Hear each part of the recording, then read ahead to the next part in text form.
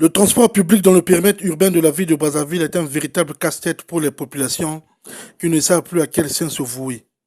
La mairie de Brazzaville, par le truchement de sa direction des transports urbains, ne ménage aucun effort depuis un moment à trouver tant soit peu des solutions idoines en vue d'assainir ce secteur. La réunion relative avec l'ensemble des parties prenantes a eu lieu le 3 avril sous la férule de Sir Eloge Motou, directeur des transports urbains. L'objectif de cette rencontre était la restitution des études et travaux relatifs à l'installation du premier réseau de transport public urbain de bus composé de lignes numérotées. Ce projet, tant attendu, permettra aussi de faciliter la mobilité des citoyens. Présentant à l'auditoire le dit projet, le DTI leur a fait savoir que le réseau est subdivisé en trois zones, à savoir la zone sud, la zone nord et la zone centrale. L'ensemble du système de transport public urbain de lignes numérotées a signifié que le DTU va utiliser les bus des privés pour ainsi assurer la desserte des lignes créées.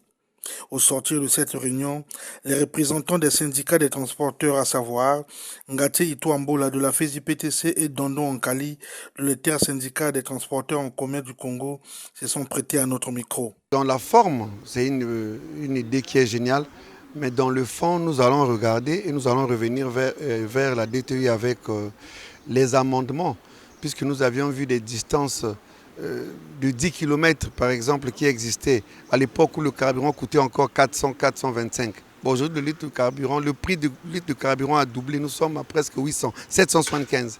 Alors, on ne peut pas parler on ne peut pas garder les mêmes nombres de kilomètres qu'on faisait lorsque le carburant coûtait un peu plus moins cher. S'il faut mettre les lignes, on est d'accord. Pour le principe, il n'y a pas de problème. Mais qu'on puisse réduire la distance. Un truc de 17 km, on le réduit par exemple à 8. Ça va nous arranger. Parce qu'il ne faut pas oublier que le test de 150, c'est un test qui a été pris, le prix a été pris par un test depuis 1994. Quand le carburant avait augmenté de 50 francs, il était à 100 francs, il a augmenté à 100 francs. Et aujourd'hui, après plusieurs augmentations, mais le prix est resté le même, inchangé. Et quand il reste inchangé et que nous, on nous demande que non, le prix, on ne doit pas augmenter, ok, on n'augmente pas, mais quand on nous emmène des lignes, qu'on ne nous impose pas des longues lignes, et là, ça ne va pas nous arranger. La STPI, Société de transport public urbain, a également porté sa voix par Jean Dzaba lors de cette réunion. Nous sommes en train de travailler avec la mairie pour que nous puissions parler le même langage.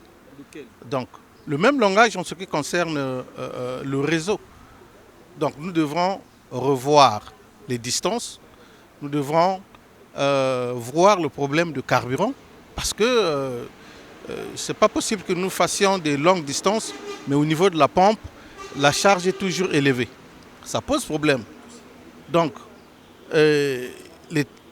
ajouter à cela l'état de route. Et actuellement, nous sommes en train de remercier ce que la mairie de Brazzaville est en train de faire. Pratiquement toutes les grandes artères sont en train d'être rénovées. C'est une bonne chose. Toutefois, il est mieux de signifier que cette première réunion qui permet aux parties prenantes d'amender ce projet sera entérinée lors de la réunion du 23 avril.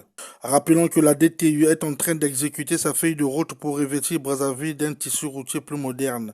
C'est ainsi qu'après l'installation des cartes et fiches d'identification et d'immatriculation, s'en est suivi de l'installation des numérotations d'ordre ou armoiries.